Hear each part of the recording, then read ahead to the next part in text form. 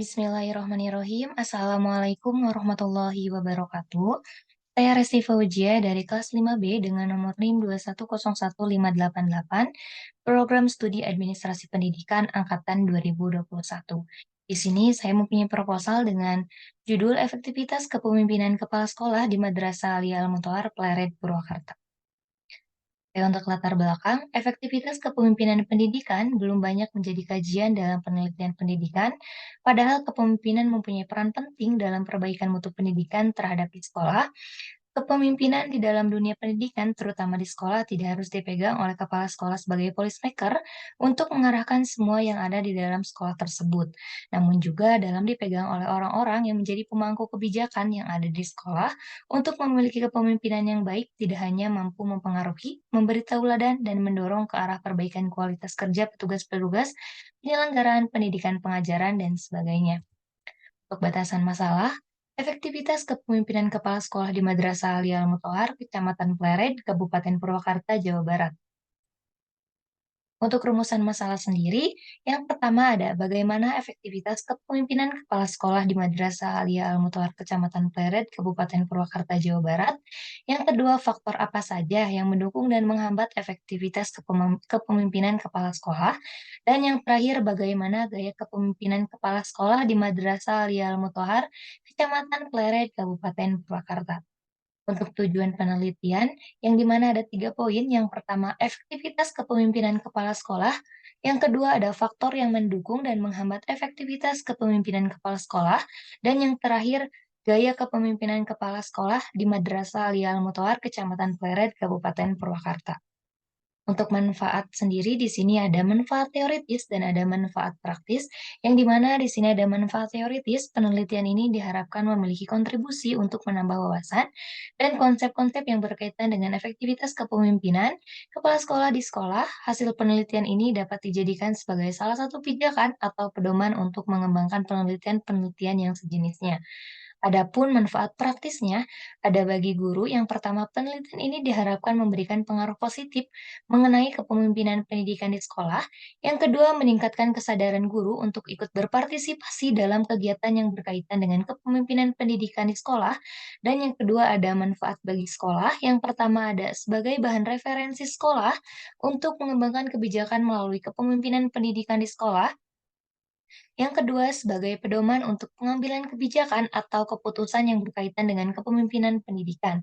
Dan yang terakhir, ada manfaat bagi mahasiswa. Yang pertama, ada sebagai tambahan wawasan keilmuan di bidang kepemimpinan pendidikan di sekolah. Dan yang terakhir, sebagai sarana untuk mengaplikasikan teori yang telah diperoleh dalam perkuliahan. Adapun di sini masuk ke kajian teori. Yang pertama ada pengertian efektivitas. Efektivitas berasal dari kata efektif yang mengandung pengertian keberhasilan mencapai tujuan yang telah direncanakan. Efektivitas selalu dikaitkan antara hubungan hasil yang telah direncanakan dengan hasil yang dicapai. Efektivitas berkaitan dengan pelaksananya semua tugas, tujuan, ketepatan waktu dalam menjalankan tugas, dan adanya partisipasi aktif dari anggota. Menurut E. Mulyasa, tahun 2007 nomor 82.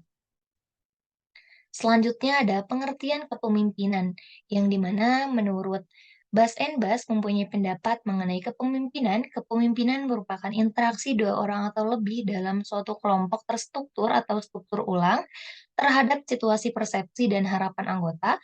Dua orang itu merupakan pemimpin dengan bawahannya, keduanya atau lebih menyamakan persepsi dan harapan agar memiliki pola pikir, pola sikap, dan pola tindakan yang sama dalam memenuhi harapan bersama. Selanjutnya ada pengertian kepala sekolah menurut Ibtisam Abu Duho tahun 2022. Kepala sekolah berasal dari dua kata, yaitu kepala dan sekolah. Kata kepala sekolah berasal dari ketua atau pemimpinan dalam suatu organisasi atau sebuah lembaga. Sedangkan sekolah adalah sebuah lembaga di mana menjadi tempat menerima dan memberi pelajaran. Jadi secara umum kepala sekolah dapat diartikan pemimpin sekolah atau suatu lembaga di mana tempat menerima dan memberi pembelajaran.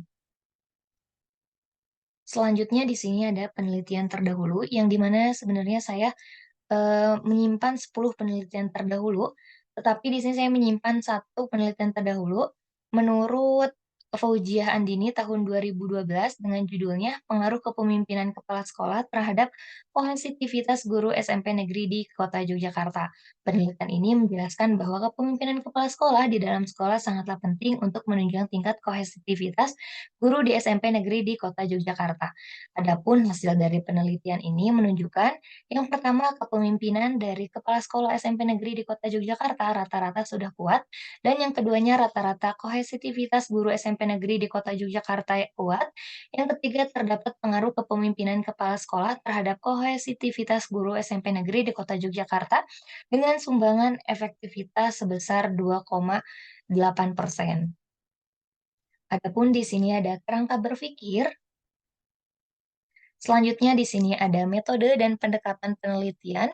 Pendekatan penelitian yang digunakan dalam penelitian ini adalah pendekatan kualitatif.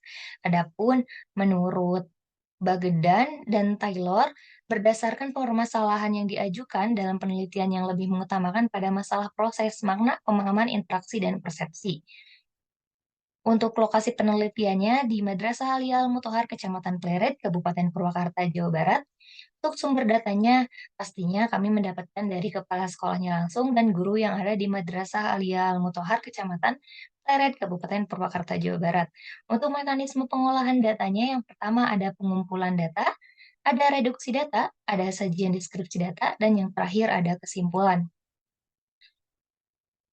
Selanjutnya di sini ada teknik penggalian data yang dimana ada 3 poin. Yang pertama ada observasi, ada wawancara, dan yang terakhir ada dokumentasi. Oke, di sini lanjut saja kepada kepada kisi-kisi dan instrumen pertanyaan. Yang pertama di sini ada bagian bagaimana efektivitas kepemimpinan kepala sekolah di Madrasah Alia Al-Muthor Pleret Purwakarta. Selanjutnya di sini ada dimensinya juga bagaimana gaya kepemimpinan kepala sekolah di Madrasah Alia Al-Muthor Kecamatan Pleret Kabupaten Purwakarta. Adapun yang terakhirnya faktor pendukung dan penghambat efektivitas kepemimpinan kepala sekolah. Oke, di sini ada instrumen pertanyaannya. Oke, mungkin saya izin menjawab pertanyaan dari Bapak. Yang pertama ada, mengapa penelitian Anda perlu dilakukan? Apa urgensinya? Oke, mungkin karena efektivitas kepemimpinan pendidikan belum banyak menjadi kajian dalam penelitian pendidikan, jadi di sini saya tertarik gitu, Pak, untuk mengambil judul efektivitas kepemimpinan yang ada di madrasah tersebut.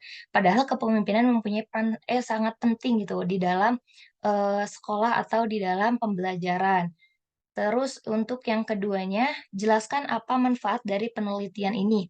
Untuk manfaatnya itu yang pertama kan tadi ada manfaat teoritis dan ada manfaat praktis ya.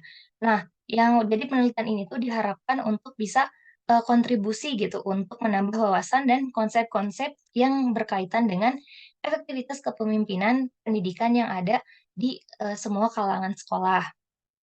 Untuk pertanyaan selanjutnya, apa yang menjadi fokus penelitiannya? Di sini kan saya, datanya tuh kualitatif gitu ya, jadi pertanyaannya apa yang menjadi fokus penelitiannya?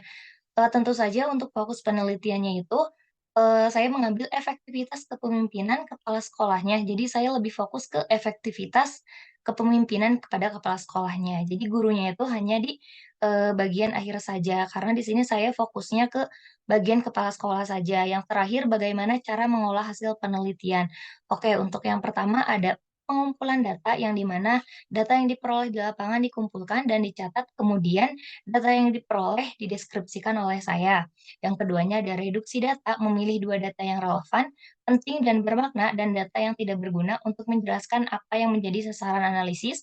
Dan yang ketiga, sajian deskripsi data, menyajikan data secara deskriptif tentang apa yang ditemukan dalam analisis sajian deskriptif Deskriptif dapat diwujudkan dalam narasi atau alur sajiannya sistematik.